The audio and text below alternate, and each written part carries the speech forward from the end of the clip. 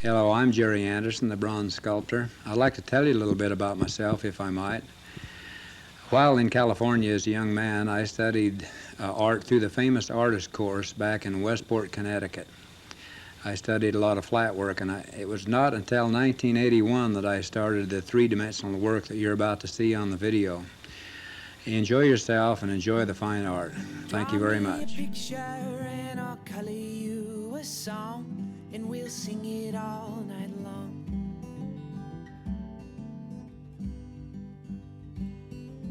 My wife, Fawn, bought a paint-by-number set, and she had the numbers and paint. This was back in 1953 or 54 after we were married.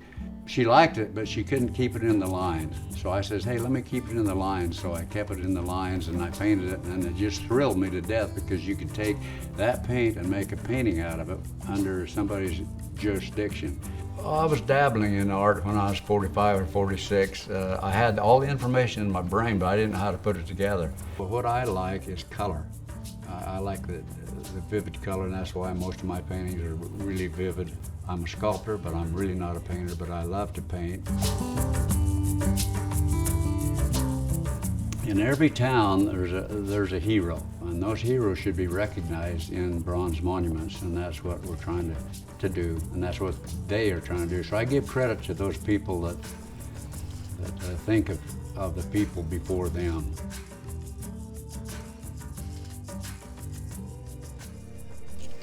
Wondering about what to talk about, and Harold said, well, listen, Jerry, I'll tell you what, you got 4 minutes to get up there and talk, and then you sit down and shut up. Well, okay, we'll go ahead with that outline then. 2 minutes are gone. 2 minutes are gone.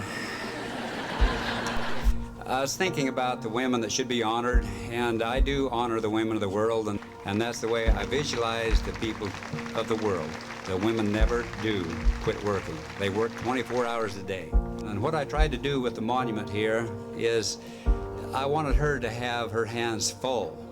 And then also I tried to think of her and her family coming out here from on the plains, and it shows her standing there and in kind of a prayer and yet crying, and then off in the background is the wagon train pulling out, and she has to leave that little infant on the prairie.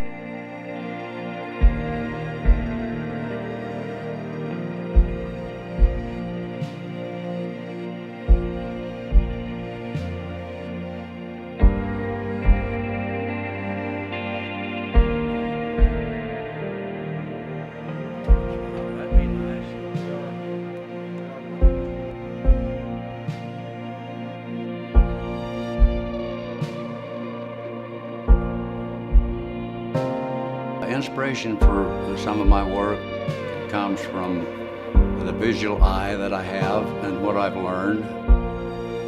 Art has a place in life. Art can turn your heart, whether it be three-dimensional or two-dimensional. And I've seen people on some of my pieces I've created cry, and that's what I'm trying to do with my art. And the Western pieces that I do, yeah, I hope it turns the hearts of the Western people that live out on the farm and the ranch and the cowboys and even the Indians and stuff. And there's a lot of history in the Native Americans, and they should be recognized.